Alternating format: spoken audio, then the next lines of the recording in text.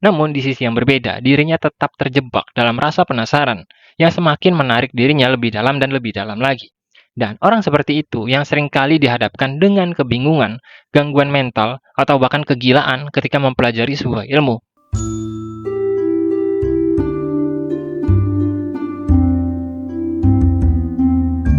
Bayangin diri kita mengetahui sebuah informasi, yang karena beberapa alasan, seharusnya kita nggak boleh tahu tentang informasi itu. Karena begitu kita tahu ya, maka nggak akan ada jalan kembali, atau kita nggak akan bisa kembali seperti sedia kala. Fenomena tersebut sering dianalogikan dengan rabbit hole atau lubang kelinci dari kisah Alice in the Wonderland, yang menceritakan seorang gadis bernama Alice yang mengejar seekor kelinci hingga pada akhirnya masuk pada lubang yang mengantarkan dirinya pada dunia lain. Terminologi serupa juga diangkat dalam film The Matrix, ketika Neo yang merasa ada yang salah pada dunia ini dan berharap dapat menemukan kebenaran sejati, pada akhirnya mendapatkan pesan dari Morpheus untuk mengikuti kelinci putih, hingga pada akhirnya dirinya mampu untuk menemukan kebenaran dengan keluar dari Matrix. Kita akan bahas kelinci putih itu nanti. Pertama, kita bahas dulu apakah hal tersebut ada di dunia nyata. Apakah lubang kelinci itu benar-benar eksis? Apakah benar-benar ada dua dunia berbeda yang saling bersentuhan satu sama lain? Bukankah hal tersebut hanya sebuah nilai-nilai fiksi atau hanya hasil imajinasi manusia? Well, sebenarnya ya, semua itu benar-benar ada. Tapi bukan dalam bentuk nyata sebuah lubang atau seekor kelinci yang bisa bicara, dan negeri ajaib di bawah tanah dan lain-lain. Semua itu hanya merupakan sebuah simbol yang mempunyai logikanya tersendiri. Plato menggambarkan hal tersebut dalam bentuk alegori gua. Hegel menjelaskan hal tersebut dalam bentuk fenomenologi alam ruh, dan Jean Baudrillard menjelaskan hal tersebut dalam simulacra simulation, yang menginspirasi lahirnya film The Matrix. Semua tokoh tersebut membelah dunia menjadi dua bagian yang berbeda, yakni dunia nyata yang kita temui dalam kehidupan kita sehari-hari dengan dunia idea di dalam kepala kita sebagai manusia. Pada dasarnya, banyak orang yang tidak menyadari keberadaan dunia kedua tersebut, yakni dunia dalam bentuk idealisme yang kita miliki. Selama ini, kebanyakan orang hanya mengetahui bahwa dirinya punya sebuah imajinasi, punya rasionalitas, dan bisa bicara dengan dirinya sendiri dalam kepalanya. Namun, semua bentuk-bentuk tersebut belum tersusun sedemikian rupa hingga membentuk dunia lain dalam kepala kita. Mereka yang sangat menyukai ilmu pengetahuan sekalipun, seringkali belum menyadari hal tersebut.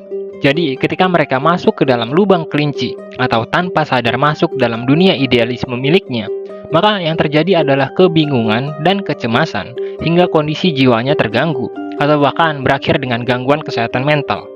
Contohnya, ketika seseorang mempelajari filsafat atau ilmu pengetahuan lain yang kiranya dapat membantu dirinya memahami kenyataan, dan seiring dengan keingintahuannya terhadap kehidupan, dirinya justru menyadari bahwa ada banyak yang tidak berjalan sebagai mestinya, atau ada banyak hal di dunia ini yang rusak dan busuk. Melalui penolakan tersebut, maka dirinya akan mengejar kelinci putih yang merupakan simbol dari rasa penasaran manusia, yakni dengan berusaha mencari jawaban yang benar dalam kepalanya, yang secara tidak langsung mendorong dirinya masuk dalam lubang kelinci atau memisahkan dunia antara apa yang nyata dengan apa yang ada di dalam kepalanya. Ketika dirinya berhasil menemukan jawaban atas rasa penasarannya, atau menemukan jawaban tentang bagaimana seharusnya dunia itu bekerja, justru dirinya menyadari bahwa dunia nyata tidak menerima jawaban tersebut, dan dikarenakan hal itu, dunia nyata justru terasa semakin menjengkelkan dan memuakkan, hingga dirinya memilih untuk tetap tinggal di lubangnya, untuk mencari beragam pengetahuan-pengetahuan baru, dan beragam pertanyaan demi pertanyaan yang menenggelamkan dirinya. Situasi tersebut dapat sangat amat berbahaya, karena dapat melahirkan keputusasaan, di mana dirinya beranggapan bahwa pengetahuan yang dirinya cari itu nggak ada gunanya gitu. Semua kebijaksanaan yang dirinya kumpulkan itu nggak bisa berhasil mengangkat nilai pada dirinya. Namun di sisi yang berbeda, dirinya tetap terjebak dalam rasa penasaran yang semakin menarik dirinya lebih dalam dan lebih dalam lagi. Dan orang seperti itu yang seringkali dihadapkan dengan kebingungan, gangguan mental, atau bahkan kegilaan ketika mempelajari sebuah ilmu. Jadi gimana solusinya? Gimana cara orang tersebut keluar dari keadaan tersebut, di mana dirinya seolah dikutuk oleh pengetahuan dan informasi yang dirinya kumpulkan? Well, jawabannya adalah dengan membiarkan diri kita masuk lebih dalam pada lubang kelinci tersebut, atau membiarkan diri kita untuk memahami lebih dalam realitas di dunia ini. Contohnya dengan menyadari bahwa ada perbedaan antara dunia nyata dengan dunia idea di dalam kepala kita. Kemudian dengan mencari tahu alasan mengapa dunia tidak berjalan sebagaimana mestinya, dan mencari tahu alasan mengapa kita sebagai manusia memiliki beragam batasan, termasuk ketidakmungkinan untuk memahami semua yang ada, dan beragam kesadaran lain di mana kita menyusun struktur pengetahuan yang kita miliki, atau menyusun dunia di dalam kepala kita tersebut agar menjadi tempat yang nyaman bagi kita dan untuk kita tinggali. Kebanyakan gangguan mental dan kegilaan yang dialami oleh seorang pencari ilmu pengetahuan adalah ketika struktur pengetahuan yang dimilikinya tidak tersusun sebagaimana mestinya. Ibaratnya, jika pengetahuan kita adalah sebuah rumah, maka kita tidak mengetahui letak kamar mandinya itu di mana, letak kamar tidurnya itu di mana, letak ruang tamunya itu gimana. Pada akhirnya, ketidaktahuan tersebut bikin diri kita bingung tentang fungsi dari informasi yang kita kumpulkan itu untuk apa gitu. Apakah informasi kita itu bisa diterima orang lain atau tidak? Apakah informasi kita itu berguna atau tidak? Apakah informasi tersebut nyata atau tidak? Dan lain-lain. Jadi untuk kalian yang mungkin merasa sudah berada di dalam lubang kelinci, maka ya terus belajar dan jangan pernah merasa cukup dengan terus berusaha memahami beragam ilmu pengetahuan yang bermanfaat bagi diri kita dan kehidupan nyata kita. Sebab bagaimanapun kita nggak akan pernah bisa lepas dari kehidupan nyata yang kita miliki, meskipun kita sudah terlanjur nyaman dengan kepala atau dunia yang kita bangun dalam idealisme kita. Kebanyakan orang yang merasa cukup atau yang terlanjur nyaman dengan kepalanya justru akan menjadi egois dengan menawarkan dunia di dalam idealismenya atau dunia di dalam kepalanya itu kepada dunia nyata yang penuh dengan kompleksitas.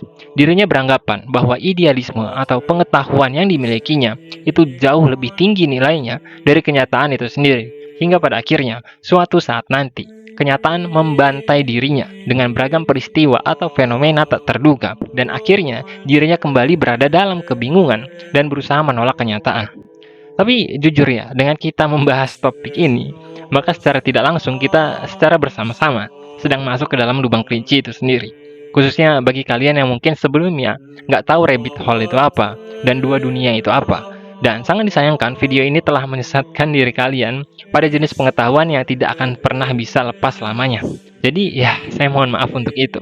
Tapi percayalah, semua tidak semenyeramkan dan semenakutkan yang kita duga. Sebenarnya bermain dengan kepala kita sendiri itu bisa dibilang cukup asik sih. Kita bisa belajar banyak, mengevaluasi tindakan kita sebelumnya, kita bisa mengintrospeksi diri kita bisa merencanakan langkah ke depan seperti apa, dan lain-lain. Bisa dibilang pembahasan kita kali ini baru pembukaan atau pengantar dari dunia idealisme yang sangat amat luas. Kita bahkan belum bahas keterkaitannya dengan alegori gua Plato.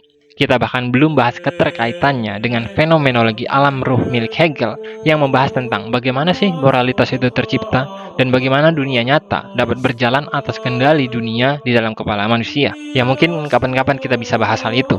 Sekian Konsultas Sangening, sampai jumpa.